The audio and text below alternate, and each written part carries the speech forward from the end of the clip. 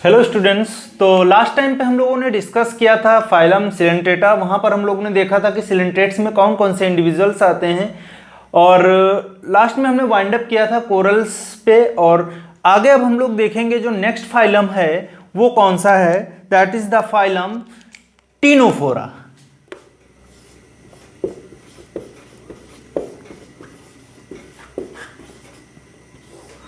Ctenophora phylum एक ऐसा phylum है जो हम लोग देखते हैं कि यहाँ पे कुछ इंडिविजुअल्स ऐसे थे जिनको हम एक तरीके से माइनर फाइलम में रख सकते हैं, यानी कि एक अलग तरीके का फाइलम बनाया गया जिसमें वो इंडिविजुअल रखे गए जो नंबर्स में तो कम थे, लेकिन उनके पास कुछ ऐसे फीचर्स थे या कैरेक्टरिस्टिक्स थे जिनके बेसिस पे हम लोग डिफाइन नहीं कर सकते थे कि ये किस पर्टिकुलर एक फाइलम में हम लोग रखें। तो इसको हमने क्या किया, एक अलग से फाइलम बनाया और उसका नाम रख दिया हमने टीनोफोरा।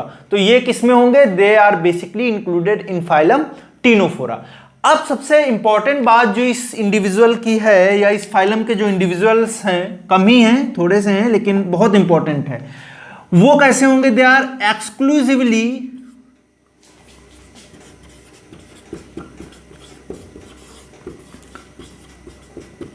मैराइन। यानी कि ये सारे इंडिविजुअल टीनोफोर्स जो होंगे वो कहां पर रहेंगे, मराइन वाटर में रहेंगे। ओके, मराइन वाटर यानी कि सी वाटर में रहेंगे। दूसरी बात आती है इसके बाद में जो बहुत इंपॉर्टेंट है, वो क्या है, they are feed on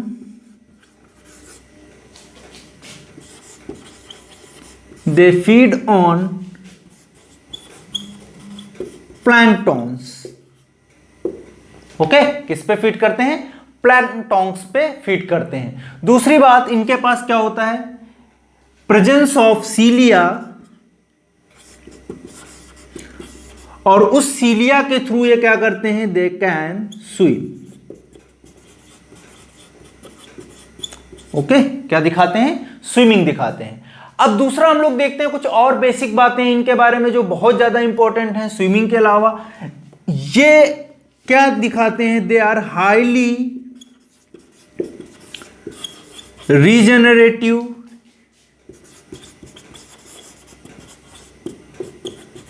in nature, यानी कि इनके अंदर रीजनरेशन पावर बहुत ज्यादा होगी। ओके, तीसरी सबसे इंपॉर्टेंट बात इनके केस में वो क्या है, दैट इज द बायोलुमिनिसेंस।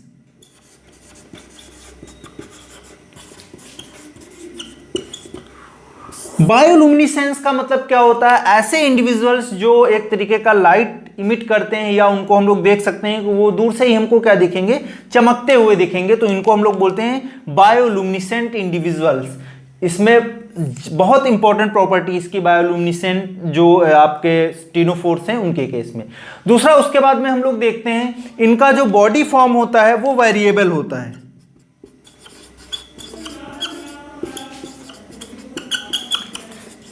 यानी कि इनका अगर बॉडी का शेप देखें तो वो कैसा होगा, वेरिएबल शेप का होगा। ओके, अलग अलग तरीके की बॉडी फॉर्म हमको यहां पर देखने को मिलेंगी। दूसरी नेक्स्ट बात आती है सबसे इंपॉर्टेंट, इसमें जो कुछ फीचर्स हैं वो क्या है, यहां पर क्या होगा, अरेंजमेंट ऑफ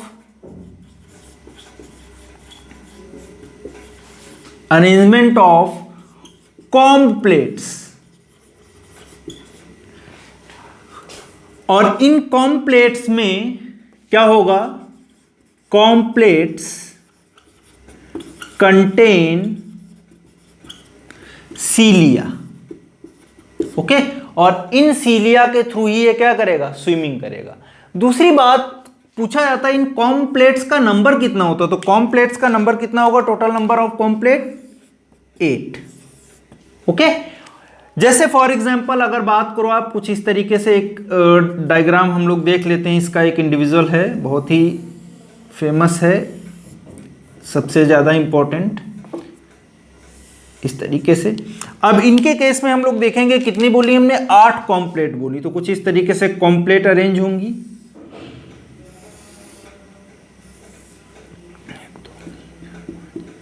ओके, और यहां पर क्या होगा, जो सेंटर वाला पॉइंट होगा यहां पे एक हमको और स्ट्रक्चर दिखेगा, गैस्ट्रल स्ट्रक्चर। और यहां से क्या निकले होंगे, टेंटिकल्स निकले होंगे। ओके, क्लियर है। तो इसको हम लोग बोलते हैं प्लूरोब्रैकिया।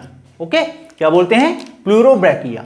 तो ये इस तरीके का एक अरेंजमेंट देखने को मिलेगा हमको इंडिविजुअल में। अब एक बात और इंपॉर्टेंट आती है, कॉम्प्लेट्स के बाद में यहां पर क्या है, टेंटिकल्स भी प्रेजेंट हैं, ठीक है। अब एक बात और इंपॉर्टेंट है, वो क्या है यहां पर, कि इनके केस में जो सिमेट्री होगी, तो अगर हम ऑन द बेसिस ऑफ, ध्यान से देखिए आप लोग, अगर ऑन द बेसिस हम लोग बात करें कॉम्प्लेट की, तो कॉम्प्लेट की बेसिस पे हम लोग इसको डिवाइड करेंगे, क्या बोल सकते हैं कि ये कैसा है, it is the radial symmetrical. यानी कि अगर हम कहीं से भी इसको किसी भी एक्सिस से कट करें तो इक्वल हाल्फ्स में डिवाइड हो जाएगा।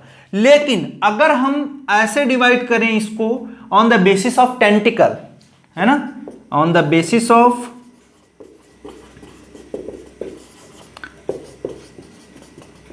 टेंटिकल, तो टेंटिकल के बेसिस पे कैसे दिखेगा हमको, बाइलैटरल। कैसा दिखेगा, बाइलैटरल। इसीलिए हम लोग इसको और क्या बोलते हैं, it is the biradial individual. अगर देखें हम लोग तो ये इनको और भी हम लोग क्या बोल सकते हैं, it is the biradial. Okay, कैसे इंडिविजुअल्स हैं, they are the biradial individual. तो कॉम्प्लेट्स बहुत इंपॉर्टेंट है, एक तरीके का स्ट्रक्चर इनका बना रही हैं, और उनके ऊपर क्या है, सीलिया प्रेजेंट है। इनके ऊपर क्या है, इन कॉम्प्लेट्स के ऊपर हम लोग देखेंगे यहाँ पे क्या है, सीलिया प्रेजेंट है, और उन सीलिया के थ्रू वो क्या करता है, हेल्प करता है स्विमिंग में, ठीक है। दूसरी एक इंपॉर्टेंट बात और बेटा आप लोग याद रखना, वो क्या है, यहां पर कुछ सेल्स प्रेजेंट होती हैं, उन सेल्स का नाम क्या है, स्टैटोसिस्ट। और स्टैटोसिस्ट के केस में अगर देखें, ये कैसे स्ट्रक्चर है, these are the balancing structure. किसमें हेल्प करेंगी, बैलेंसिंग में हेल्प करेंगी। सबसे पहले स्टैटोसिस्ट जो थी वो डिस्कवर कहाँ हुई थी, अगर कोई क्वेश्चन आपसे पूछे तो स्टैटोसिस्ट फर्स्टली डिस्कवर्ड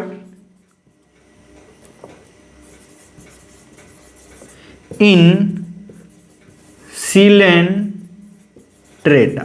ओके, कहां पे जो है सबसे पहले हुई थी, सिलेंट्रेट्स के केस में हमको देखने को मिली थी। आगे हम लोग देखेंगे ये इंडिविजुअल कैसे होंगे, they are the diploblastic. Diploblastic के साथ साथ में अगर हम देखें एक्टोडर्म, और दूसरा क्या होगा आपका एंडोडर्म, और तीसरी जो लेयर होगी वो कौन सी थी, याद करो आप लोग, वहां पर डिस्कस किया था हमने सिलेंट्रेट्स में, मीजोग्लिया। ओके, तो 3 लेयर प्रेजेंट थी यहाँ पे, लेकिन फिर भी ये डिप्लोब्लास्टिक थे, क्योंकि मीजोग्लिया को हम लोग मानते हैं कि ये बहुत ज्यादा डेवलप नहीं थी। ओके, तो डिप्लोब्लास्टिक हो गया ये इंडिविजुअल। अब आता है इनका लेवल ऑफ ऑर्गेनाइजेशन। तो लेवल ऑफ ऑर्गेनाइजेशन बेटा कैसा होगा, इसमें लेवल ऑफ ऑर्गेनाइजेशन इसमें होगा टिश्यू ग्रेड का। कैसा होगा, tissue grade of level of organization, ठीक है। तो कुछ बेसिक बातें हमने पढ़ी। ओके, अब आगे हम लोग देखेंगे इसके बाद में और क्या क्या इंपॉर्टेंट चीजें हैं यहां पर जो है टिनोफोर्स के केस में, उनको हम लोग डिस्कस करेंगे। तो टिश्यू लेवल ऑफ ऑर्गेनाइजेशन के बाद हम लोग क्या देखेंगे इसके बाद में, कि जो टेंटिकल्स हैं वो कुछ इंडिविजुअल्स में प्रेजेंट भी हो सकते हैं और कुछ इंडिविजुअल्स में एब्सेंट भी हो सकते हैं। क्या हो सकते हैं, प्रेजेंट भी हो सकते हैं और एब्सेंट भी हो सकते हैं। क्लियर है ना। तो कुछ इंडिविजुअल में tentacles are present and in some individual tentacles are absent. Clear है। तो आगे हम लोग डिस्कस करेंगे जो बाकी इनके फीचर्स बचे हुए हैं। तो सीलोम यहां पर एब्सेंट था, तो इसलिए इन इंडिविजुअल्स को हम लोग क्या बोलेंगे, दे आर एसिलोमेट। यानी कि यहां पे क्या होगा, एब्सेंस ऑफ सीलोम। क्लियर है बेटा, एब्सेंस ऑफ सीलोम। और सीलोम क्या होता है, body cavity between the gut wall and body wall. पहले भी हम लोग डिस्कस कर चुके हैं, जो हमारा पहला लेक्चर था, दूसरा लेक्चर जो था उसमें हम लोगों ने सीलोम का बात किया था, जब on the basis of animal का जो क्लासिफिकेशन था उसकी बात कर रहे। तो ये कैसे थे, एसिलोमेट, यानी कि यहां पर क्या था, सीलोम जो थी वो एब्सेंट थी। आगे बढ़ते हैं हम लोग, आगे देखेंगे इन टिनोफोर्स के केस में कुछ सेल्स होती हैं, उनका नाम होता है कोलोब्लास्ट। कैसी सेल्स होंगी, कोलोब्लास्ट सेल्स या लासो सेल्स। ओके, ये सेल्स बहुत इंपॉर्टेंट है इनके लिए, और ये क्या करेंगी, दे helps in capturing of food. Okay, तो ये फूड को कैप्चर करने में हेल्प करेंगी। क्लियर है इतनी बात। आगे हम लोग देखेंगे कि जो टीनोफोर्स हैं उनमें कंप्लीट डाइजेस्टिव सिस्टम प्रेजेंट होता है, यानी कि पूरी तरीके से हम लोग देखेंगे वेल डिफाइंड ट्यूब होगी एक, तो इसको हम लोग क्या बोलेंगे, complete type of digestive system. दूसरी बात यहां पर जो डाइजेशन होगा वो कैसा होगा, तो डाइजेशन जो यहां पर बेटा होगा वो दोनों तरीके से होगा, और दो तरीके का डाइजेशन कौन कौन सा था आपको पता होगा, याद होगा। एक कौन सा था, एक्स्ट्रा सेलुलर, और दूसरा कैसा था आपका, इंट्रा सेलुलर, यानी कि सेल के अंदर और सेल के बाहर। वो भी हम लोग डिस्कस कर चुके थे पहली क्लास में, तो इसको अगर और अच्छे समझना है तो वहां पे आप लोग देख लेना, और उसमें भी हम लोगों ने डिस्कस किया था सिलेंट्रेट में भी पिछली क्लास में। तो डाइजेशन जो होगा एक्स्ट्रा सेलुलर होगा और इंट्रा सेलुलर, यानी कि दोनों तरीके से डाइजेशन देखने को मिलेगा। फिर से मैं बता देता हूं, एक्स्ट्रा सेलुलर डाइजेशन का मतलब क्या है, किसी पाइप में ऐसे इस तरीके से मान लो ये ट्यूब है कोई, तो इसके ल्यूमेन में अगर डाइजेशन हो रहा है, ठीक है, तो उसको हम लोग क्या बोलेंगे, एक्स्ट्रा सेलुलर डाइजेशन। लेकिन अगर इनके आसपास सेल्स हैं, फूड आने के बाद ये फूड कहां जा रहा है, सेल्स के अंदर डाइजेस्ट हो रहा है, तो इसको हम लोग क्या बोलेंगे, that is the intra cellular type of digestion. Clear है इतनी बात। अब आगे बढ़ते हैं, आते हैं बात करते हैं इसके जो है रिप्रोडक्टिव पार्ट की। तो रिप्रोडक्शन में हम लोग देखेंगे सेक्सुअल रिप्रोडक्शन केवल प्रेजेंट होगा। अभी तक हम लोग क्या देख रहे थे कि ये सेक्सुअल रिप्रोडक्शन भी था सिलेंट्रेट्स में भी या पोरीफेन्स में, लेकिन यहां पे कैसा होगा, exclusively sexual reproduction. Okay, clear है। लेकिन जो फर्टिलाइजेशन होगा, जो फर्टिलाइजेशन है वो कहां पर होगा, वो हमेशा जो कैसा होगा, एक्सटर्नल होगा।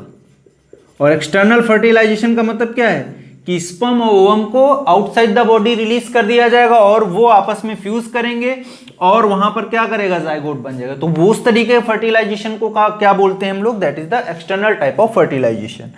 दूसरी बात आती है, ये इंडिविजुअल जो थे वो कैसे थे, आपके मोनोसियस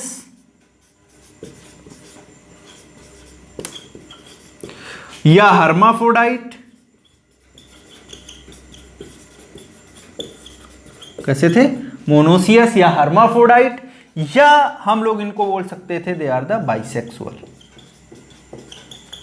ओके, यानी कि इनके पास दोनों तरीके के सेक्स ऑर्गन्स प्रेजेंट थे, चाहे हम लोग बात करें मेल रिप्रोडक्टिव ऑर्गन की या फीमेल रिप्रोडक्टिव सेक्स ऑर्गन की। क्लियर है। तो ये सारी चीजें आपको याद रखनी है। इनके केस में छोटा सा एक माइनर फाइलम में इसको रखते, एक्चुअल में ctenophores are the minor phyla. तो जो है टीनोफोर्स जो इंडिविजुअल्स हैं वो एक छोटा सा फाइलम बनाएगा, उसमें रख रहे हैं। तो इनमें बहुत ज़्यादा हमें डिटेल में नहीं पढ़ना है, लेकिन जो बातें हैं वो बहुत इंपॉर्टेंट है, उनको आपको मिस नहीं करना है। दूसरी बात आती है इनके कि जो लार्वा होता है, यानी कि डेवलपमेंट, लार्वा आएगा तो यानी कि हम लोग बात किसकी करने लगेंगे, डेवलपमेंट की।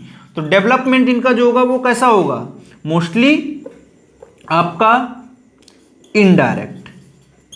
और इनडायरेक्ट डेवलपमेंट में हमने क्या बताया था कि अगर एग है कोई, ये मान लो एग है कोई, एग से इंटरमीडिएट स्टेजेस आएंगी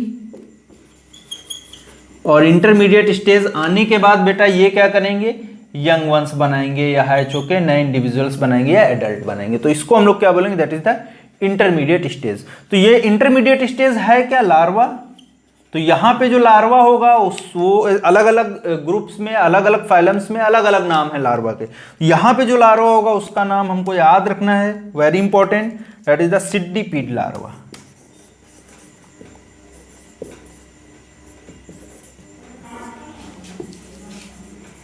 कौन सा लार्वा होगा, that is the cydippid larva.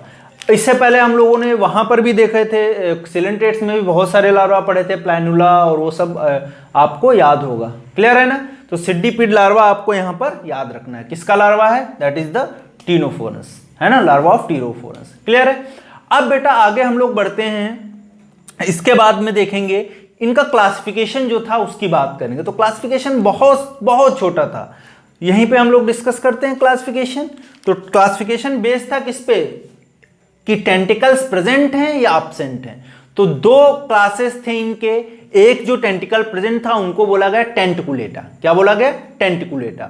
दूसरा जो आपका क्लास था उसको बोला गया कि टेंटिकल्स जो थे वो एब्सेंट थे और उसको बोला गया नूडा, NUDA, नूडा। ठीक है, तो यहां पर हम लोग लिख लेते हैं क्लासिफिकेशन। ठीक है, क्लासिफिकेशन किस पे बेस्ड था, ऑन द प्रेजेंस और absence ऑफ टेंटिकल्स। क्लियर है। तो दो क्लासिफिकेशन मैंने बताया, दो क्लासेस बताए इनके, सॉरी दो क्लासेस कौन कौन से थे। पहला जो था वो कौन सा था आपका, टेंटिकुलेटा, और दूसरा जो था that is the Nuda. Okay, Tentaculata and Nuda. यहां पर क्या था, absence ऑफ, सॉरी यहां पर क्या था, प्रेजेंस ऑफ टेंटिकल्स, और यहां पर क्या था, absence ऑफ टेंटिकल। क्लियर है। तो प्रेजेंस ऑफ टेंटिकल में अब इनका क्या होगा, जैसे अभी हमने एक डायग्राम बनाया था, आप याद करो, ये वाला डायग्राम बनाया था ना हमने, यहां पर ये गैस्ट्रोवेस्कुलर ऐसे करके थी, और यहां से क्या निकल रहे थे, जो है आपके टेंटिकल्स निकल रहे थे, है ना। तो ये आपका गैस्ट्रोवेस्कुलर पार्ट हो गया, ठीक है, जो डाइजेशन में हेल्प करेगा, ट्यूब वाला, और ये क्या थे, दीज आर द टेंटिकल्स। ठीक है, तो इनके एग्जाम्पल्स हमको याद रखने हैं। एग्जाम्पल्स में हमको क्या याद रखना है, एक पहला एग्जाम्पल इसका हॉर्मीफोरा। ठीक है, क्या नाम है इसका, हॉर्मीफोरा। तो यहां पर हम लोग लिखे ले रहे हैं इसके एग्जाम्पल।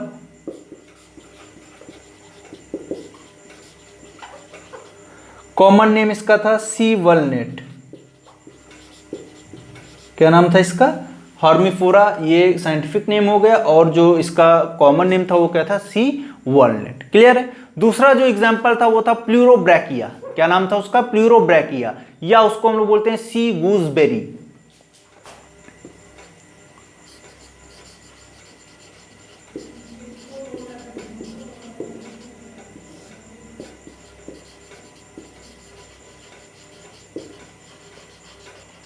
सी गूजबेरी। क्लियर है। तो दो एग्जांपल थे, हॉर्मीफोरा सी वॉलनेट के नाम से जानते थे, और प्लूरोब्रैकिया इसको हम लोग बोलेंगे सी गूजबेरी। क्लियर है, दो एग्जांपल हो गए। एक और एग्जांपल लिखना चाहो तो आप लोग लिख सकते हो सिस्टम, ये भी पूछ दिया जाता है कभी कभी आपसे, सिस्टम। ठीक है, सिस्टम का जो कॉमन नेम होगा वो कौन सा होगा, द वीनस गर्डल।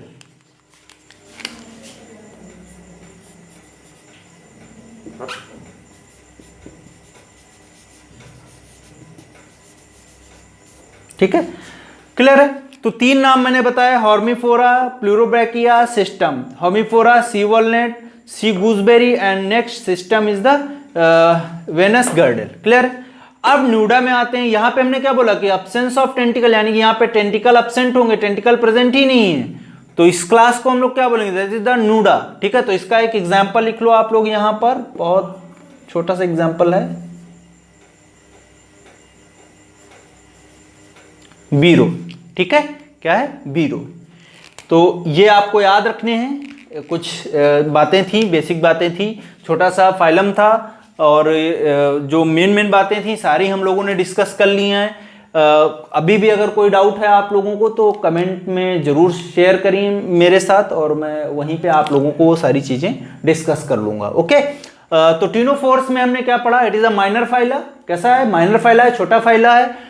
बायोलुमिनेसेंट प्रॉपर्टी उनके पास, फ्लरिश करते हैं, या हम लोग बोल सकते हैं लाइट एक तरीके से इमिट करते हैं नाइट में, दूर से दिख जाते हैं हमको। एसिलोमेट होंगे, एक्सक्लूसिवली मराइन होंगे, एक्सक्लूसिवली हम लोग देखेंगे सेक्सुअली प्रोडक्शन करेंगे, फर्टिलाइजेशन एक्सटर्नल होगा, हर्माफ्रोडाइट होंगे, डेवलपमेंट इनडायरेक्ट होगा, सिड्डीपिड लार्वा इसका एक एग्जाम्पल हो जाएगा। और बहुत सारी बातें जो हम लोगों ने डिस्कस किया है, इससे पहले डिस्कस किया है, उसके बाद क्लासिफिकेशन को डिस्कस किया है। ओके, तो इतना बहुत सफिशिएंट है टिनोफोर्स में। और आगे से हम लोग देखेंगे हेलमेंट्स के बारे में डिस्कस करेंगे। तो हेलमेंट्स में हम लोग पढ़ेंगे बेसिकली दो तरीके के हेलमेंट्स पढ़ने हैं हमें, एक प्लैटी हेलमेंट्स और दूसरे हमको पढ़ने एसके हेलमेंट्स। प्लैटी हेलमेंट्स में हम लोग देखेंगे कि वहां पे जो हेलमेंट्स होंगे वो कैसे होंगे, they are dorsoventrally flattened type of worms, okay. और जो हमारे नेक्स्ट होंगे जो एसके हेलमेंट्स होंगे, they are the rounded worm. Clear है? तो ये सारी बातें अगले क्लास में हम लोग डिस्कस करेंगे। अभी आप लोग जो पीछे के जो फाइलम मैंने डिस्कस किए उनको भी रिवाइज करते रहिए, और आगे हम लोग इसी तरीके से डिस्कस करते रहेंगे। और लास्ट में हम लोगों को जो लास्ट तक पढ़ना है वो क्लास मैमल तक है। क्लियर? तो बड़ा सा चैप्टर है, कवर अप करने में काफ़ी टाइम लगेगा, लेकिन फिर भी हमारे हर एक क्लास में एक फाइलम जरूर डिस्कस करेंगे। पूरी कोशिश करेंगे कि एक फाइलम हर एक पर्टिकुलर लेक्चर में ख़त्म हो जाए। Okay, so okay, thank you.